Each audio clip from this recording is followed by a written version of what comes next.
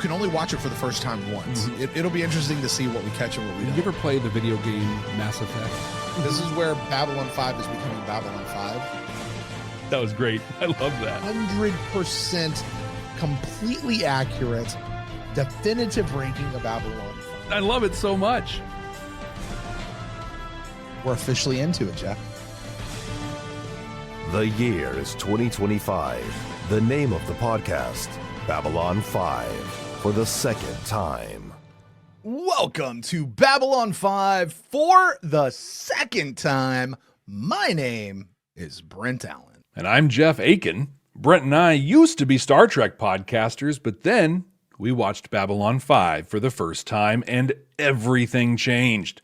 Now, we're watching this incredible series for the second time, paying attention to all the things we didn't know about the first time around. And this time around, guess what we're still doing? Searching for those sci-fi messages, Jeff. You know, those things that hold up a mirror to society, give us hope that things can be better in the future, tell us how to be better human beings to one another. All that sort of stuff that we do as, sci-fi podcasters. And heads up, warning, red alert, spoiler alert, from this moment forward, Jeff and I could be talking about anything from Babylon 5 from any point in the show or in the franchise, anywhere along the timeline, and all spoilers are on the table. So if you have not watched this incredible series yet, please stop listening to this right now. Don't stop, just pause, because that means you're going to come back. Stop, go watch the series. Join Jeff and I for our first watch where we go through that. Because that was a great show.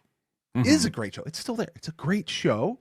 And catch back up to us when you get through the show, because we could talk about anything from this point forward. You have been warned. Today we're watching The War Prayer for the second time, looking for the things that we missed the first time around. I remember the first time we watched this one, Brent, I loved, I think, everything about this episode. Yeah. The big thing I can remember about it, and we both freaked out on our watches, but we watched the episode, whatever, oh, that's cool. And then we'd watch it a second time for notes and pay attention to the credits. And DC Fontana? What? This was her episode? This is her episode. I remember freaking out when I saw DC Fontana's name. And I remember people being mad that I saw her name in the credits as if that was some big spoiler. And I'm like, no, that just made me enjoy the episode more. Perhaps more than it actually deserved. I don't know. Maybe not. We'll find out, right? Yeah. I don't remember this episode. I remember nothing about this episode. So this could be a surprise to me. She is not the one. Yet. She doesn't have hair yet. Well, one thing that I can tell you about the first time we watched it, we loved and, quote, adored this episode. Those were our words. Yeah. Really? Okay. I adore. Great. This was, I think you said you adored it. We absolutely gushed over DC Fontana. We probably spent a third of the entire episode talking about DC Fontana. We were very excited. Okay. Well, then, Brent, it's time for us to watch The War Prayer for the second time right now. If you're joining us for the first time ever, welcome. It's awesome to have you here. I strongly recommend clicking the little linker thing that's going to go right up there and go watch our first time reaction, because you're going to understand where we're coming from and watching this. Just open another tab, click that, watch it, come back. This is going to take you a couple of minutes. Little break out of your day. After that, when you come back, we're going to watch the episode right here, right now. On YouTube, you're going to see our reaction to that. And if you want to see our entire full unedited experience, you can head over to our Patreon page at patreon.com/Babylon5First, the number 5 and the word first. And if you're listening to us on the audio podcasting app, we're going to meet you on the other side after the reaction, where Jeff and I are going to talk about our thoughts from this episode, new and old. We're going to share any new messages that we might have uncovered and, really see how this fits in the overall pantheon. That's not the right word. Jeff, what's the right word? The overall canon, the overall story. Canon that is Babylon 5. So, Jeff, let's go watch an episode. Let's do it. Life's very simpler then. Do you regret the choices that you made to be here? Sometimes. That line right there totally flew over my head the first time. But think about it. Like we're about to find out, like we see it here, but like these are real friends, you know, that like know each other well. She knows Delen's arc, the choices that she's had to make, what she's had to do to get here, like in that one line. But while you're talking about that, she knows her arc. To put that in context, from her arc as an acolyte and a person training in temple or whatever she had to do, to becoming Ducat's like personal apprentice, aid, whatever, to replace, you know, going through the whole Earth Minbari war as a new Grey Council member, to even what led her to not leave the Grey Council, but to physically become the ambassador to Babylon 5 on behalf of the Minbari. Like that's what she knows and has kind of been there to observe with Delen. Lanier wasn't. Lanier just got here. Yeah, they just met a week ago. Right. Only sometimes. I would be nothing other than what I am. I still say that blue thing on the top of their head. It's been a long day. It looks like the Avatar last I have Airbender kept thing. you too late. No, it is just that I have another performance in the morning, and after that I must prepare for my journey to Earth.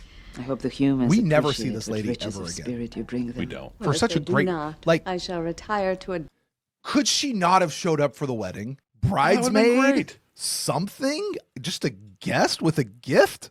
Like, come on. I really like them as friends. You know what I Yeah. mean? Like, yeah, like I buy this. They have like a real connection. They have real chemistry. You know, the chemistry between these two immediately though is palpable. Like, Yeah. this feels like these are two very old friends. Shall I walk you to your quarters? thank I remember you, the first dear time we friend. watched it, we questioned the I'm sure nature your day begins of their again. relationship. We thought there might have been Good night, then. A little sexual intimacy. tension? Yeah, sexual tension, as we looking for in some other characters. But watching it this time, no, this is just like Pure for reals friendship? friends. Yeah. Wow. We had like some master shredder, you know, foot clench. Oh! Stay away from Earth, freak! Oh, that's not good. Dude, I that's- see the thing. All he did was stamp her. That's not a brand. It was He the just went- dawn of the third Well, age. it went red shh, ink. so it's like shh, there was a thing. So I mean, I'm sorry. Like, This is an outrage, Commander. An outrage. Shalmayan is regarded as a cultural treasure by my people. This brutal attack affects not only her person, but the I got it. Shalmayan is the Taylor Swift of Minbar. ooh, if you consider Taylor Swift to be a poet and A cultural cultural icon and musician, treasure, Jeff. if you consider her to be, but I think Shalmayan is a little more. I don't want to say upper crusty than Taylor Swift, but a little more intellectual, than what Taylor Swift produces. And I'm not saying that it's bad. I'm just saying it's different. So she's the Beyonce of Minbar. Ooh, maybe the country artist, Grammy Award-winning country artist, Beyonce. Carrie Underwood of a cultural treasure. Okay. All right. soul of my entire race. We'll get whoever's responsible, I go. promise you. Will your promises take away my We have fame, Swifties, they have her terror, Mayanis. her humiliation? I told her she should have an escort during her stay. She refused. Mayan could not conceive Dude, of anyone Garibaldi wishing her needs a harm. haircut. And there was a time, Mr. Garibaldi, when one could walk through Green Sector without need of escort. I assure you, we're doing everything we can to correct that, Ambassador. Sector. Then you are required to do better, Commander. Much better. Oh, She'd never talked to John like This that. is the sixth attack on a prominent alien in less than 2 weeks, all with the same MO. Commander Sinclair, I have just been informed of the latest atrocity committed by your people. My people did not attack Shal Mayan. Nope. But rest assured, whoever did will be found and punished to the full extent of the law. look at that. I have no special love for the Minbari. Sorry. Great message right here. A person is not responsible for the actions of other people who happen to be of their same whatever. Race, skin color, hair color, nationality, whatever. Like, I'm not responsible for the actions of that guy over there just because we both happen to be born on this side of the Atlantic Ocean. Capturing You know? that is one of our messages to pick up because 100%. They are their poets. But I warn you, Commander, if any Narn is harmed in this manner, there will be bloody retribution. And I warn you, Ambassador, any disruption of Babylon 5 will be dealt with, even if I have to throw the entire Narn population into the brig. Now, if you'll excuse me. I like that also because he's like, I don't care if it's Minbari, Narn, or whatever. Oh, look at that weird Brent. I'm sorry. When did Delenn get this thing on her forehead? Humanoid, alien, big, She's trying to do small? it to make her feel better. She just did it to That is all herself. that I know. Me too. That and the pain. See, look, she even sounds like This. Delenn. She's got this weird accent and everything. Is there anyone on the station who might have You know those reason Minbari, to they all harm look you? the same to me. Mr. Garibaldi, I create and perform tila, poem songs that attempt to recall old memories and prompt new ideas. While a number of them have provoked discussions of some heat, She's a folk singer. I have never before been stabbed and branded. There you go. Thank you for your time. So the important plot point there is that she could not see them, right? I That could comes remove up that marking. throughout the Yeah. episode. It is a lesson, This is big too. one that should not be forgotten. Scars tell stories, and those stories are Babylon often controlled a important. Centauri liner Carbo. We'll have someone waiting at this end to take custody of the detainees. And here's Scorpio from General Hospital. It's been 8 years, Malcolm. What are you doing on Babylon 5? I'm looking for something I never stopped wanting. You. I have to go. I have duties. Okay, I forget. Is Same this old ex-husband or ex-boyfriend? Boyfriend. Duty first. That's right. Enjoy your stay. It's like, God, kids. My dear, beautiful children, consider for a moment what you are doing. For 1,000 years, marriages have been arranged among our people. Marriages which meld the noble houses together and keep the fabric of the republic strong. This is how we've always done it. Sometimes So it's how these we should keep marriages doing it. Call argument. for sacrifice, great sacrifice. But we make this sacrifice. I'm going to be that guy. Hold on. Yep, No, we're yeah, doing it. absolutely. You have to. Absolutely. Here, I'm going to go full screen on I this got thing. it. Nice job. Boom. Here's what I love about the timing of that too. Yeah. They call for sacrifice, and then we see the three wives because It almost looks like the same person, I was gonna say those are all the same. just from different angle. Great sacrifice. Great sacrifice, as he We points at him. make this sacrifice because this is what it means to be Centauri. If you deny this tradition, you lose the very thing which makes you what you are. But it's so unfair. If you ask me, they got the right idea. It's about time we human beings stood up for our own rights. Damn aliens are ruining everything for us. Book him for carrying a legal weapon. I promise you, I've had this conversation. What the hell is this crap? People in my family and people I I don't like your attitude. And if the blood on that toothpick of yours matches my aunt's, I'll give you over to Minbari and let them play dice with your eyeballs. I don't know what's worse, damn aliens or the traitors who suck up to them over their own kind. Get them out of here! Ben over in the chat makes a really good point that I agree with after watching the end of that. He says, I actually think this is fantastic acting because he's saying rehearsed lines. Like he's just spitting the bullet points out. And he gets a lot more realistic there at the end. That's a really good point. Yeah, yeah. If you also want to make these chat comments, you can just go to our Patreon page. Council Chambers get to join us for our tapings. Oh, this is going to be where they explain the Kosh thing, I think. I hope so. Ambassador Cox. It's watching the Isn't Guardian. that I a thought I'd make sure you'd Deep been Space informed. Nine view screen? There have been several recent attacks on non-humanoids. We take no interest in the affairs of others. Dude, do you know what it takes for him to talk? You got to be patient. Kosh wears an encounter suit to protect him from our atmosphere, so how did the poison get into his system? His hand should have been completely covered. The Vorlons are very secretive. They don't want anyone to know what they look like, what they breathe, or how their biology works. I mean, who knows how much that suit is really necessary and how much is just camouflage to keep us from seeing what's inside. Ding, ding, ding, ding, ding, ding, ding, ding, ding. Right. That's what it is. That suit's not necessary. It's only to keep hidden what's inside. You know, he said that this was filmed for Parliament of Dreams, and they put it in here.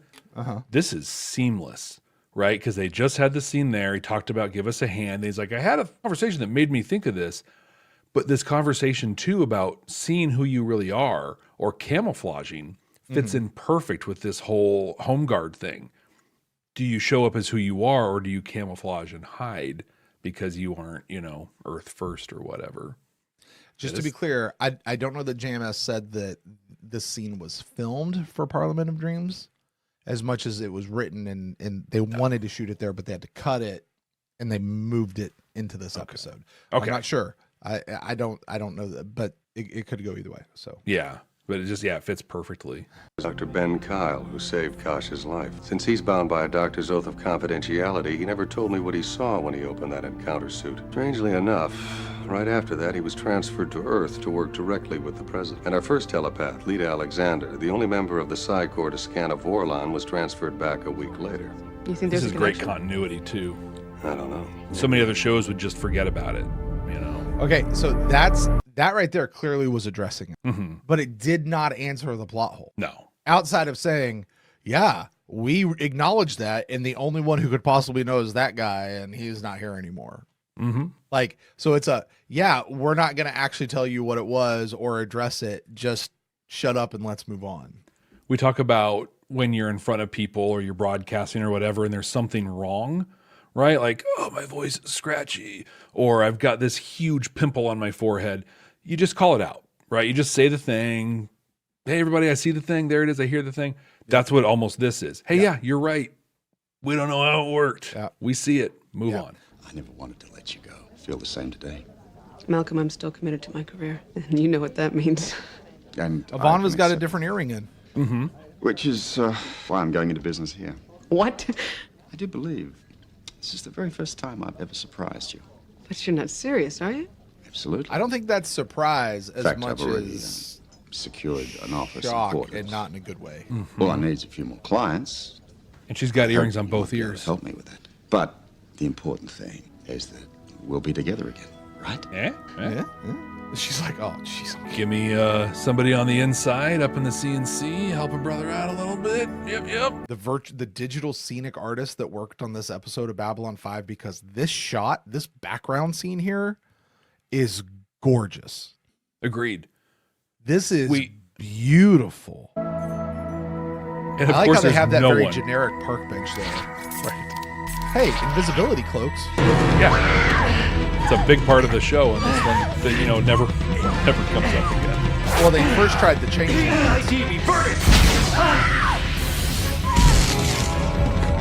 Kieran! Hurry up! Let's get out of here!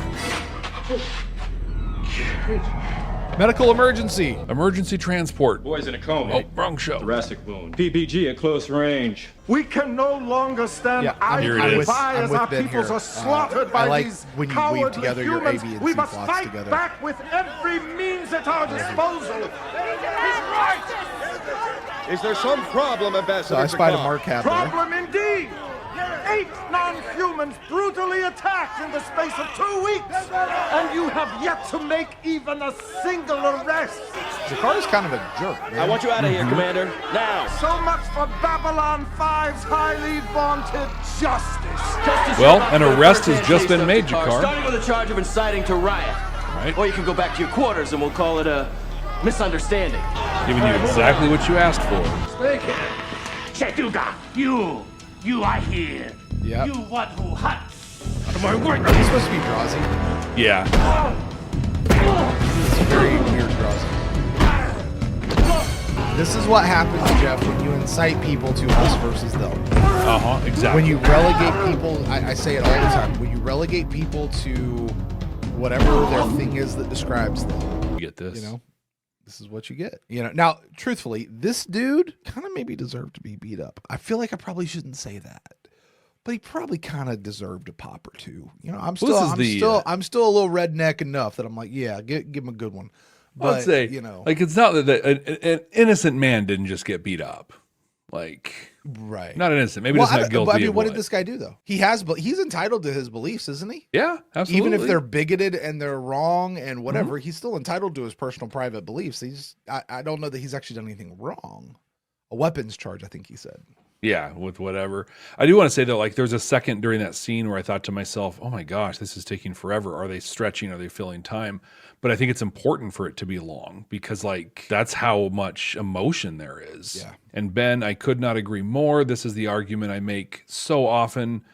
He probably does deserve it, but it's just going to make his racism even stronger. Yep. It's that paradox of it all.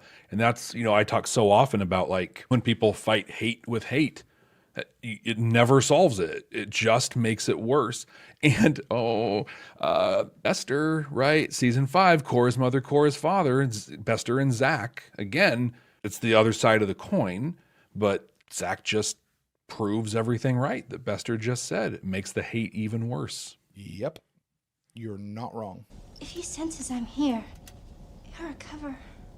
I know it. Can't you do something about it, Ambassador? Go back The to your power suite of my and love rest. is so There's nothing you strong. can do here. Ambassador, I have traveled far and seen much. Don't you know it? And what I have seen tells me that all sentient beings are best defined by their capacity and their need for love. And she will learn to live without it. As you did. Yeah, he felt that. He felt that big. You know, with Born of the Purple, back to that, he's in a state of reflection. You know, who am I? What was I? What do I want to be? And I think like that opened him up just enough that if Born of the Purple hadn't happened and she said that to him, he probably would have had some snarky comeback to it. But he's open a little bit, and it hit. Alien ambassadors setting policy for humans. Alien workers taking jobs from human beings, inhuman criminals. Those are our jobs. Decent people like himself. Right. So that's the recruitment pitch. A man can change a lot in 8 years. There's no reason you should have known. Exactly what is it you wanted me to do, Commander?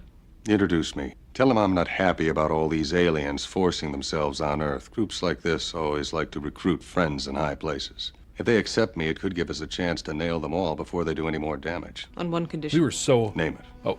I want to be there when you take them down. Yeah. We were so hard on Sinclair. There's a diplomatic reception at the council chambers tonight. Yeah. That might be a... I love him in this episode. That scene right there, he's like, you know what? Gloves off. I'm going to play dirty. Let's do this. I want my hands on him. And Ivanova. Here's the thing with Ivanova that I just thought of too. When you take him down, I want to be there. Hey, Sheridan, when the big battle with Earth happens, I want to be there. Yeah. Like, she has that drive, and I know we're going to see it a couple more times with that thing. Like, she wants to be in the thing. And what's interesting, I don't know enough to really speak on it, but I find it interesting that Garibaldi's not asking for that, right? Dr. Franklin isn't asking for that. It's the woman on the team who has to say, also, I want to be there. Yeah. Like, has to go and advocate for herself that way. Yeah.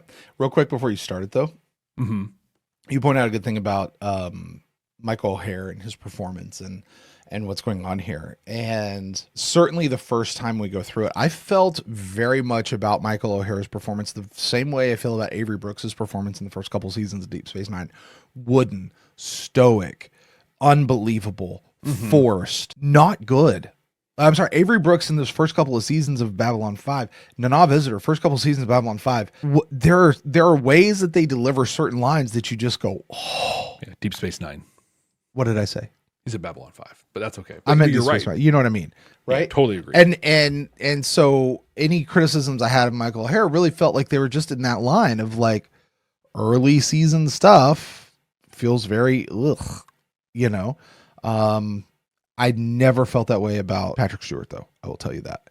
Yeah. Did feel that way about Michael Dorn a few times. Did feel that way about Marina Sirtis a few times.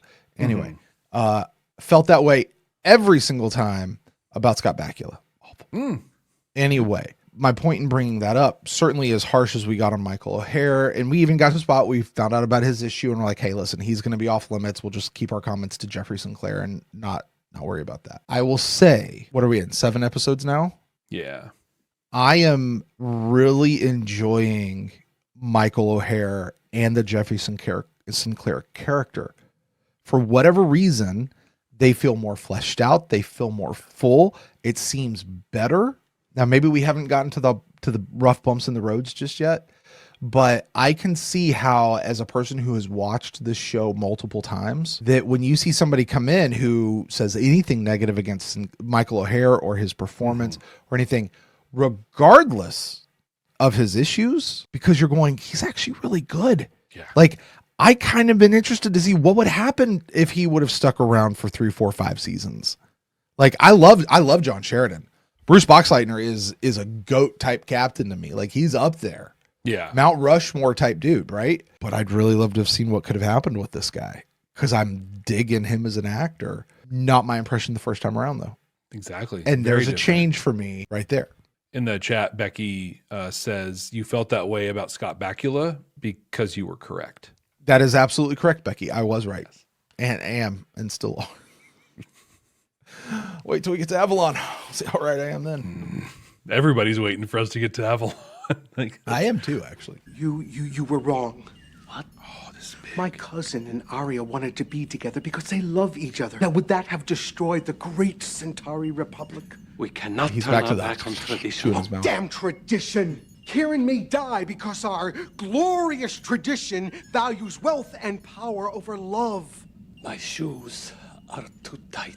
Excuse me? Something my father said. He was old. Sorry, I gotta stop. This is not about Londo. This is about Veer right now. Yeah. How often did you and I talk about the journey of Veer? And here we are, 7 episodes in, and we're seeing Veer go from struggle with him and go, you're wrong. Right? Yeah. Like, oh my God, where is this backbone coming from? We don't see this until he goes ninjutsu fruit ninja on a fruit stand later on in season 5 or 4 or whatever it was. He stabs Kartaji in the neck, man. Like, gee. And here's Veer. You're wrong. Can you imagine Lanier saying that to Delenn right now? Oh, gosh. If he did, it'd be like this. You are maybe a little not right, Setai. The only one that I could see really say, I could see Ivanova saying that to Sinclair, but you know who could really say it? Oh, Natoth. Natoth. Yeah. She's not going to say you're wrong. She's going to say you're wrong, you're dumb, you're ugly, and you smell bad too. Like. But what I love about it, though, to your point, yeah, the acting that Steven first brought in, yeah, raw. Like he was like afraid to do it, and we've asked about this a couple of times, and I think that I don't know. I feel like we've heard some of this answer, but how much did Steven first know about the arc of Veer? Did he know where he was going to land? Yeah, because like these moments are few and far between at this point of him getting that backbone and standing up to Londo and acting as his conscience. Did he have this in mind, or was he just acting off the page? My shoes are too tight, and I have forgotten how to dance. I don't understand. You will. You know what's great about this? And let's talk about Veer. No, let's talk about Veer. Veer comes in mad, pissed off. Do you know how many times he's rehearsed this whole speech in his head before he got here in front of Londo? Right, in front of a mirror, everything. Talking it out as he's walking down the hallway, right? And he comes in, he lays into Londo, and all of a sudden, Veer has the cognitive presence to look up and see that Londo is suffering, is damn near crying himself, and Veer doesn't just back off, he leans in. Well, he gives him space. What's going on? Mm-hmm. Are you like Veer turns around and shows immediate compassion for Londo, this guy he's trying to lay into. Oh my gosh. That's Veer a little is thing. incredible. It's a little thing we call emotional intelligence. Thank you, DC Fontana. You're awesome. Nor should you. Hey, Jeff, you know what? I adore this episode. Yeah. This is such a great episode all the way around. So much on this episode to chew on. Yeah. The recent attacks on non-humans. They're afraid they'll be next. What if they are? I served on the line, and we had a motto there. The only good alien is a dead alien. It's true then, it's true now. The job description says I have to play diplomat. It doesn't mean I have to like it. Honestly, I could hear that coming out of Sheridan's mouth too. Mm-hmm. This whole play, I could absolutely see coming out of Sheridan's mouth. Were you in the war, Biggs? Well, no, I missed it. But get rid of alien influences. Get rid of aliens. Put Earth Get first. rid of them. We must get back to our roots. Let humans be humans. Who's we? Like, give it up, buddy. Dude, they're great. Friends of mine. So good. And perhaps soon of yours. Of course, we must be discreet. Not every human agrees with our stance. So I'd like a small gesture to show where your sentiments lie. What sort of gesture? Something to put every alien on this station in their place. To Earth. You played that very well. That was disgusting. I know It you've all hits been close, so concerned close about to the home recent right now, though. violence against aliens on board, and you'll be relieved to know there is no longer any danger. Good! You've arrested the criminals. But why weren't we informed? Mr. Garibaldi. We have good reason to believe the perpetrators have fled back to Earth. Naturally, we've alerted Earth Force there. Then you have identified them. I'm afraid that information is classified at the moment. Why is it classified? Do you think we are pouchlings, Commander? Pouchlings, Are first we time to we believe get that. these humans are simply gone? I, for one, do not accept a word of it. Neither do I. Believe Who's that? whatever you like. Is that a Brakiri? The fact is, the investigation is... Is that a long-haired Brakiri? Thank you. Maybe. Very passionate. You will study our culture, learning all you can of it. Then, when you are old enough, Andila will give you permission to decide for yourselves whom you wish to marry. Even if it's only for love? If you insist. That should be a great gif right there. If you insist. Right? Now, we'll talk more. With his hair flopping. Ambassador, why? You are still children. Children should be allowed to dance. But not necessarily with each other. Always leave room Hey, for the great leave maker. room for the Holy Ghost, guys. Come on now. They're entering Cargo Bay 5. Oh, there's Garibaldi with his way too thick flak jacket. Here's our loyalty test. Dude, they're about to get shanked. That if I'm Sinclair and Ivanova right now, I'm Where are thinking the I'm others? about to get shanked. Already they're here, here. Commander. Such a lost opportunity with this. Here's a drop. Worth, activate the jammer. Alvarez on scan. There'll be a mass assassination. We'll take out the 4 major ambassadors stationed here. Malari, Delenn, Jakar, and Kosh. Deaths will be a signal to terminate the ambassadors on Earth. But the scale of it, I mean, you would need hundreds of people. Well, as Alvarez said, we got friends everywhere. Cleared out, coming through. Like friends out here in the Zocalo who can watch these What do guys you want running us through to the do? station. Yeah. Get us into the ambassadorial wing and off the station, undetected after we finished. Then there's just one more thing. I call it a little... Time to bring somebody out and tell them to shoot them, right? Yep. Bye. Commander, please. I don't know what these... Shut up! Kill it. No, please. No, Kill it. please. Come on, Kill Jeff. it. Say it yourself. Only good alien's a dead one. Have mercy on me. Okay. That Not was great the action. best. That was the fight, the punch we made fun of their fight. Let me reenact that.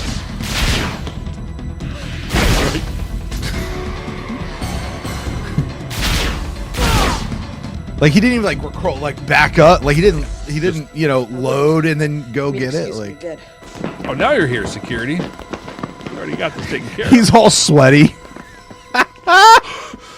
Ivanova and Sinclair haven't even broken a sweat. Like, Are you all right? they're like shower fresh right now. So the thing that like just me about this scene, it got me the first time, it gets me now, time and again, we have friends everywhere. Yeah. Friends everywhere. Oh, we're a growing movement. We're all this stuff. And literally never again. Right. And I get like, I was really focused on whatever happened to Home Guard. But even here in America, there are multiple gross groups that have done horrible things. So it's not like the one, right? But right. Nothing with the blacklight camouflage ever comes up again. Nothing with we got people in high places.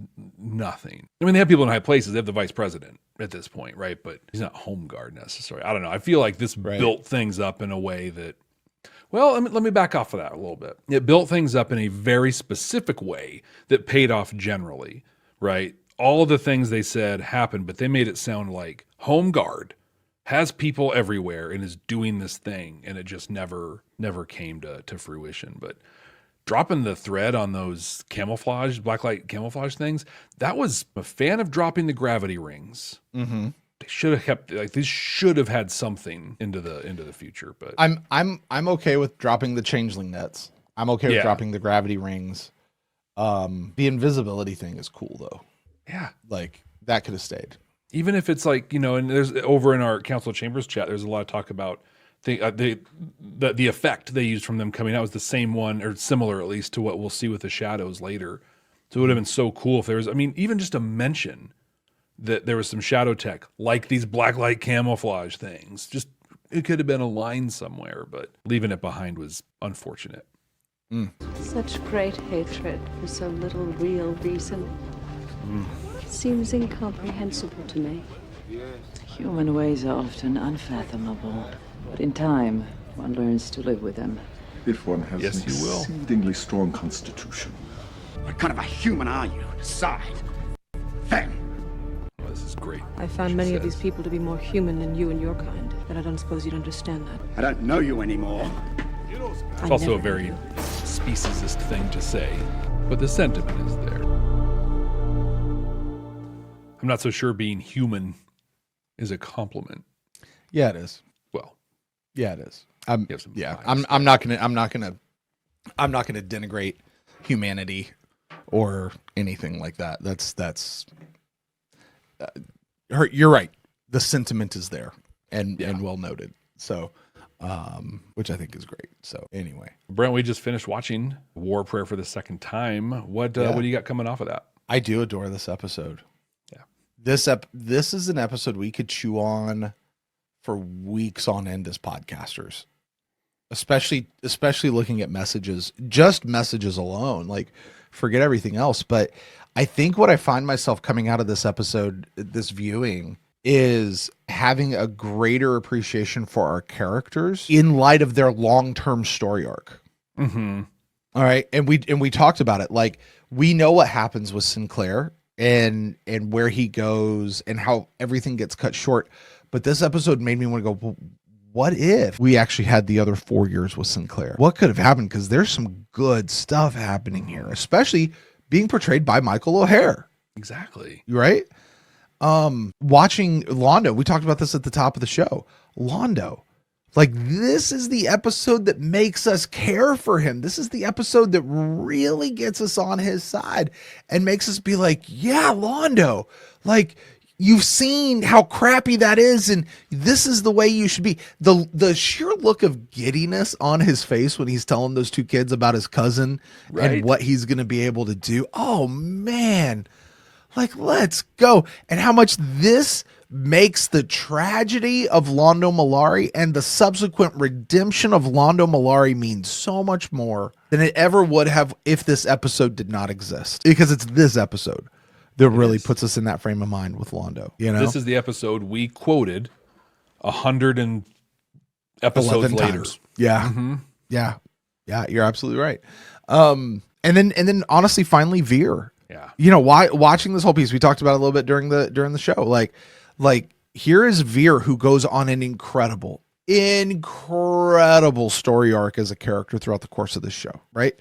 And this is the point of the show where he's still very timid and he's very demure and he's very subservient to Londo, and he's kind of goofy and he's playing the video games, and you know, he's not talking right and his hair is all wispy and weird and all that sort of stuff. And we know where Veer ends up.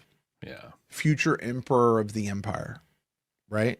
The guy who takes out Cartagia, the guy who assassinates a fruit stand. The guy who runs an underground for Narn, like exactly like that. Veer, the guy who becomes the sole Minbari representative on Babylon 5. Do you know the chutzpah that had to take to stay there? Right, as the Centauri. Yeah, yeah. He reopened the mission on Minbar. Like like really, when you think just the accomplishments he had. But Veer's an incredible guy, and in this episode, we get him standing up to Londo, going, "Londo, you're wrong," and he's coming at it. But at the same time, we never lost Veer for who he is, because as soon as Londo shows a bit of emotion and a bit of distress, Veer is immediately right there for Londo, even while being mad at him. Like, well, I don't know, he was ever mad at him, right? I think that's the thing. I think he's next level in that way. He was mad at the situation and needed to change. And he didn't appreciate Londo. Yeah, that's fair. I'll go with you on that. I'd say he's mad at him, but I'll buy exactly what you're saying there, Jeff. So this episode, man, really just sets the stage for all of these characters and all of their arcs for where they could go or where they couldn't go. I couldn't give two blips about this Shal Mayan outside to say, I'm actually really sad we never see her again. Yeah. I would love to see more of her and Delenn together in the same room. Right? I would love to dive into that piece of the relationship even more. Mm-hmm. but it never happens, and that's okay. That's what I'm really leaving this episode with. And oh my gosh, I mean, you talk about messages. We'll get to that spot in a minute, but I mean, this episode's just chock full. And what else would you expect from a DC Fontana written episode? Jeff, how about you, my friend? Same. It's such a, we've really enjoyed a lot of the episodes so far. I think about, Midnight on the Firing Line, Parliament of Dreams. They were great, but this episode, and there was a question, I think it was Katerina in the chat early on. I could be wrong. Could have been somebody else. I don't feel like scrolling up to look, but who said, did we love this episode the first time because DC Fontana wrote it? Like, was that the thing that pushed us over? No.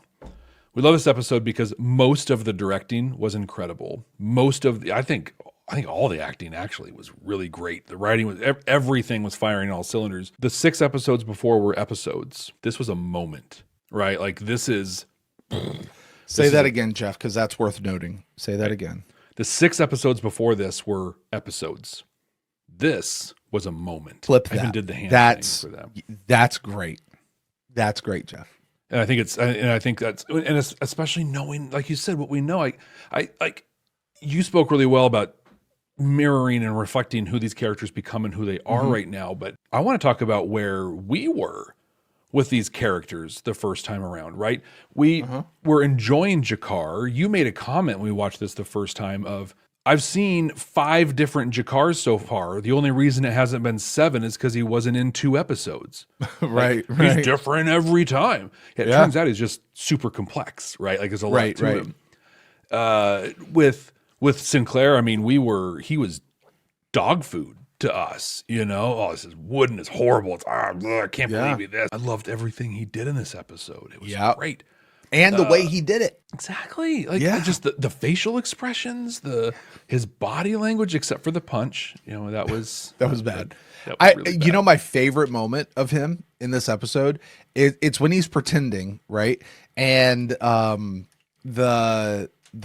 one lady comes to him and he's talking to her, he's just trying to get rid of her, and he goes to walk away and she talks again and he just goes like you just see this this air that he's putting. Oh, it's so good. And he's doing it as a performance for dude who's sitting over there hanging out with Ivanova. Like, oh my gosh, good stuff. I think about us and Veer. We thought Veer at this point was a punchline, and it's like the stuff. It was all there. It was all there for us to see and experience. And I mean, it's not that we missed it. We were looking at the things that we were supposed to be looking at and feeling. We had the seeds planted that were supposed to be there, but now seeing it's just like, this is a masterpiece. I want to say this. I don't think we loved this episode, or at least speaking now in this moment. I don't know about before. I don't think I loved this episode because DC Fontana wrote it. I love this episode because of what DC Fontana wrote. Okay. You see what I'm saying? I get that. Mm-hmm. And she did what DC Fontana does best. You know what I mean? Like, it's not just because she wrote it. No, it's because she does what she does really, really well. And I like what she does. Like, DC Fontana's had, I would imagine, I can't say that I'm off the top of my head can name her entire script writing credits, but I'd imagine she's got a few out there that aren't the best. Yeah, probably.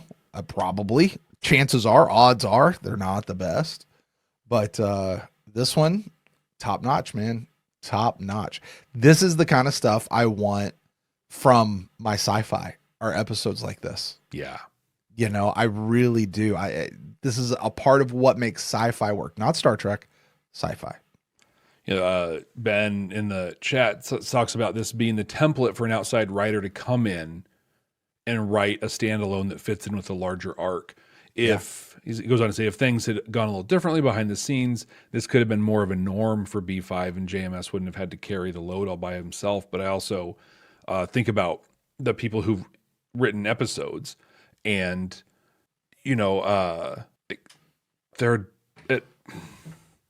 ones that stand out. This one, Day of the Dead, despite that writer's stuff, but they're in a different level, right, of skill. Not that the other writers were bad, but this is just literally a different level of writer, and it just shows so clearly. Well, Jeff, I think with that, let's do the thing. Let's at least run through it where we talk about those messages. Did you pick up anything new this time? I don't remember what we said last time, but what jumped out to you as what was really important for you coming out of this episode? We picked up a lot the first time around. I have shared, I go back and look at the deltas that we scored in the first season. We did deltas for message and how much we liked it. And we both scored it separately. Both of us gave this 5 deltas, and we made the statement that if we had 6 deltas to give, this would get 6 deltas. Mm-hmm. And so, I mean, we talked extensively about the messages, but I think the 2 things that really stood out to me in this one was when Shalmayan says, no, keep the thing there. It's a message, right? And it is that scars have stories, and often those stories matter, like, and that's just not a physical thing. That's inside of us as well. We go through really bad things, and going through those bad things can lead to better things. And that was the hope of Shalmayan that she brought. I thought it was that was really, really subtle, but really well done. And then just this overall thing with Londo, right? And then it came to fruition for me with Veer. And Londo was kind of coming from this place of, well, this is how it is. Yeah. Duh. Like, this is just what we do. Yeah, it sucks, but it sucks for all of us. So just shut up and do it. Yeah. Eat your soup, kid. Just come on. But then in that scene between him and Veer, when Veer's standing up to him, it hit me how change happens so slowly, right? It's intergenerational, right? And it's incremental that happens. Londo can see it. Well, Londo's dad saw it at the end. Yeah. Oh, I missed it. Londo is seeing it now, not quite at the end, but he's seeing it at a time where he doesn't feel like he can do anything about it. Veer can see it, he can say it, but now he has to push against the Londos of the world. Imagine the next generation, and how things change. And so I think we've talked a lot about being the change. If you want to see something different, be that thing. But I think we also have to understand that sometimes it's going to take a long time. Yeah. And I think that's one of the stories underneath of Babylon 5 as a whole. There's growth, there's change, but at the end it changes. Like, yeah, you move in that direction. So those are some things that really stood out to me. What stood out for you? To me, there's the one message that I think I keep coming back to more and more these days. And this isn't recent to the last couple of weeks. I've been on this train for years, Jeff. If you guys have been following me for multiple podcasts across multiple planes, this is a theme that I see, that I pick up on, and I instantly recognize it. This whole idea of when you take someone's humanity away from them, when you take their individualism away from them, when you lump people together and all of a sudden they become a thing and they're not people anymore, it becomes easy to hate them. I think of the words from the wizard in the movie Wicked and the play Wicked, perhaps even the book Wicked. If you don't want to spoiler, skip ahead about 30 seconds in 3, 2, 1. He says the fastest way to bring people together is what? Give them a common enemy. Yep. And when you give people a common enemy, those people out there are out to destroy your lives. Those people over there are out to get you. Those people over there. And when you find one of those people over there, regardless of who that person is or what's going on with that individual, well, you're a part of that group over there, so you're guilty by association. It is not something we can or should do, and it's not fair when that happens. I think of the awful, awful things that were done in this own country shortly after the 9/11 attacks over 13 years ago. I think of the awful, awful things that were done to to anyone of Asian descent, right? Whether they were born here or not, just because of the way they looked during the coronavirus outbreaks, particularly over on the West Coast, which is really where we heard it most. I didn't see a ton of it over here, but the stories I heard were really from out there. Yeah. I think of situations even now. It's those people over there. And when you let that divide us, when you let those become the things that strip humanity away from individuals, you stop seeing the person, to the point that what did the schmuck say about Fish Lady? Kill it. Kill it. It's the same thing Delenn said about Soul Hunter. The exact same word. Here's the rub to that. Sometimes you're right and that person's a piece of crap, but not always. Not always. But Sinclair said, to your point, that person is a piece of crap, not those people. Right. That person. Right. Listen, just because I have brown hair and that person over there who has brown hair did something really bad does not mean that I'm responsible for what they did, and you shouldn't hold it against me. Just because I have brown hair doesn't mean that it's my responsibility to go keep everybody else who has brown hair in line either. Now, I also believe that I have an individual responsibility, that if I have a bit of influence that maybe my brown hair gives me, or maybe it doesn't, that maybe I can say something, then I should, but it doesn't make me responsible. It's what I call the Peter Parker principle of privilege. Say it, Jeff. With great privilege comes great responsibility. Right. That being said, lady, Shalmayan, not Delenn here over my shoulder. Correct. That's Shalmayan over your shoulder. Says this: the power of love can turn the tide, and it can ease the grief. Gosh, what greatness. All sentient beings, and this I'll end on this one. All sentient beings, Jeff, are defined by their capacity and need for love. Yeah. What makes Londo a complete jackass, Jeff? When he exhibits no need for love. What melts Londo and makes him somebody that we absolutely love and somebody that we pull for? Yeah. Falling in love. Adira. Mm-hmm. These kids. When he turns into Uncle Londo, you know what I mean? Like, right? That's Uncle. Yeah. And he's got that smile, and and his heart is bursting full. Right? Man. Our glorious tradition values wealth and power over love, and Londo said just episodes ago, it's this mask I wear. Mm-hmm. Right? Mm-hmm. Good stuff. So much good stuff in this episode, Jeff. Yeah. And then all the stuff we talked about the first time also on top of it. It's endless. I'm curious though.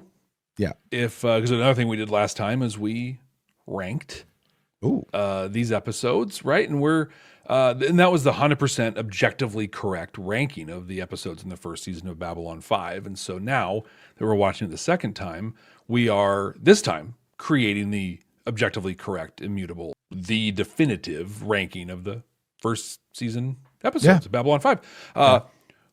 Top 5, we have 6 episodes on there so far, but our top 5, we've got Infection in number 5, Mind War at 4, Midnight on the Firing Line, Born to the Purple, and the number 1 is Parliament of Dreams. Brent, you get to do it this week. Where are you putting the War Prayer? Well, I mean, unfortunately, Jeff, or maybe fortunately, this episode is rightly going to push Infection out of the top 5. That's a spot where Infection belongs nowhere near. But this one's really easy to me, Jeff. This is the best episode of the season we've seen so far. Across the board. Acting, direction, writing, messaging, everything about it. Like this episode really, this isn't the first time we've seen a bunch of stuff, but this is the first time we've seen it done to this level. That something is, this show, this isn't some deep space franchise. This show is about something. Exactly. You know what I mean? So yeah, this is our new number 1 episode, man. You made the right choice. That does it for the War Prayer. For the second time, next week, Brent, we're watching And the Sky Full of Stars. Mm-hmm. Do you remember what you predicted for this one? I don't, but I did look it up. I said basically like war comes to Babylon 5, like the night sky would be full of ships and they all look like stars or something like that. Or I said it would be some poetic thing, like I used Indiana Jones and the Last Crusade with the dad when he's like quoting Charlemagne or whatever, talking about the birds and everything. So yeah, I gave it that very nondescript thing. Do you remember what you said, Jeff? I do. And I was pretty nondescript as well. I was like, some aliens are going to come on board and either they're going to be in awe of stuff on Babylon 5 or they're going to feel like Babylon 5 should be in awe of them, but they're going to see either way like they're full of stars. back when I had very, very general predictions. Still didn't get them very right very often at all. But we're going to see exactly what it was about right here when we watch And the Sky Full of Stars for the second time. So we'll see you here when we do that. Thanks for joining us for this conversation, this discussion. If you haven't already, please subscribe wherever you are watching this, wherever you are listening to it. In fact, subscribe where you are watching it and where you can listen to it. No harm in having multiple subscriptions, right? Leave us a rating, leave us a review. That helps other people know that this is a podcast worth jumping into, that there's some actual interesting conversation going on. Gives us some of that social proof. But the thing you can do that will help us more than anything, and that we appreciate with all of our hearts, is share this show with somebody who's into Babylon 5. That will be fantastic. We appreciate it so much. So until next time. Hey, Jeff. Yes. Brent, what's going on? Okay. There was something you said in today's episode about humanity, and dude, you're wrong. You were way off base with everything you said, and I cannot abide by you doing that anymore. You were so wrong that I should think about kicking you off this show. But Brent, you can't blame me for it. I mean, my belt was too tight. Your belt? What? Yeah, like I gotta go. Like I gotta go. Oh, for crying out loud. I mean, we're not some deep space franchise. This station is about something. You actually went for it. You actually went for it. Oh, yeah.